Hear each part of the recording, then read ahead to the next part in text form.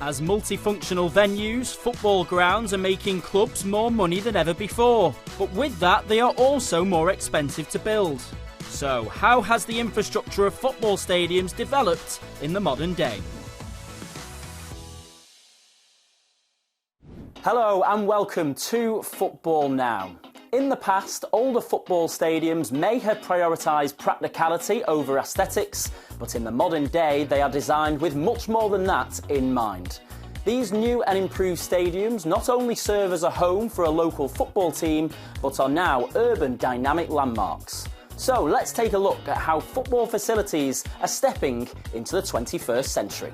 In recent years, unique and iconic designs have redefined modern sports architecture. The new jewel in the crown for British football is the Tottenham Hotspur Stadium in North London. It was rebuilt on the same site as their old White Hart Lane ground in 2019. Crucially, the stadium hosts a lot more than just football. Boxing events, concerts and stadium tours are all held here. Guests can enjoy other attractions such as a skywalk along the stadium's exposed rooftop walkway. The revolutionary retractable pitch means that the stadium hosts 2 NFL games per season until 2030. This was a world first, and throughout the years other venues have emulated the innovation, making it a global milestone. The broader objective of the stadium was much beyond the stadium itself. So, Daniel had a vision of being able to transform Tottenham, and Tottenham as a place in London, for those who aren't familiar, very deprived area. And Daniel really believed that the stadium was a catalyst for some greater change. But the multi-using, I think, is really more about, one, on a level being sort of sustainable. If you're going to invest all of this effort, infrastructure, from a commercial perspective, money, into, a 1 million square foot building, we should make it work really hard. We should make it work 7 days a week. I think there's been a big move in engineering technology, the ability to move whole pitches, to reconfigure a perfect EPL stadium, but then transform into the perfect NFL stadium. Yeah, it was a huge challenge, but ultimately pretty successful. While Tottenham chose to bulldoze and rebuild the stadium from scratch, Spanish and European giants Real Madrid have redeveloped their iconic Santiago Bernabeu stadium.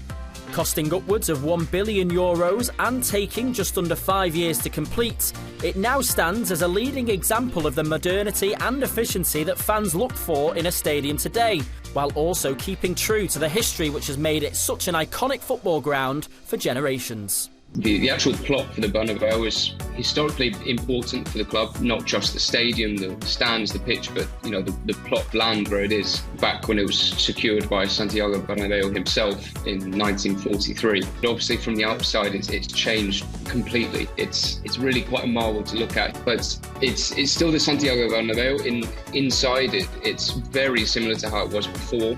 I don't think Real Madrid could ever play anywhere else. To Real Madrid's credit, their fans, their socios, because they're members, because it's a member-owned club, are hugely important in the decision-making process, and they're hugely important to all of the club's decisions. Sustainability is another defining aspect of modern stadium design. Now more than ever, there is a focus on energy efficiency, renewable resources, and environmental responsibility. If we look at it kind of holistically, as in what can clubs do to reduce their emissions and improve sustainability locally, obviously energy is a huge one, so we're seeing a lot of on-site energy generation. So solar panels, what I'd like to think is that those kind of projects are done that also support people with cost of living crisis and reduce those energy costs locally for people. Having that kind of localised renewable energy source. We also see a lot of energy savings, just really common sense items, but maybe that haven't been implemented into policy. Things like turning off lights, not turning them on if nobody's accessing that particular area, switching to LEDs, obviously. We're also seeing a lot of consideration around pitches. So whether they're organic pitches, Norwich City, for example, recycle all of their rainwater and irrigate the pitch that way. We have also seen Burnley, for example, introducing lights that automatically turn off. Same with Bristol City. While the architectural feat of these stadiums is impressive, with greater facilities also comes a greater cost. Maximising commercial revenue now hinges on the ability to serve as a multi-purpose venue.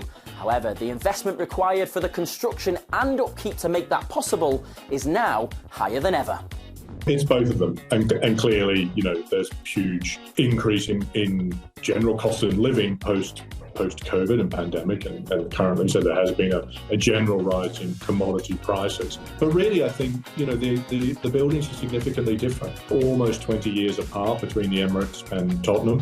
The aspirations as far as, the multi-use, the multi-purpose, but equally from a sort of revenue perspective, the revenue generated from a building like Tottenham, the payback times probably pretty similar as they were 20 years ago, even though, Spurs is roughly 4 times more expensive than Emirates was.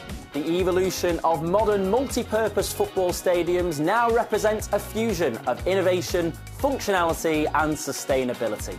That's all we have time for this week from our studio here in Doha. Do let us know your thoughts using the hashtag FootballNowStadiums, and we'll see you next time. Bye for now.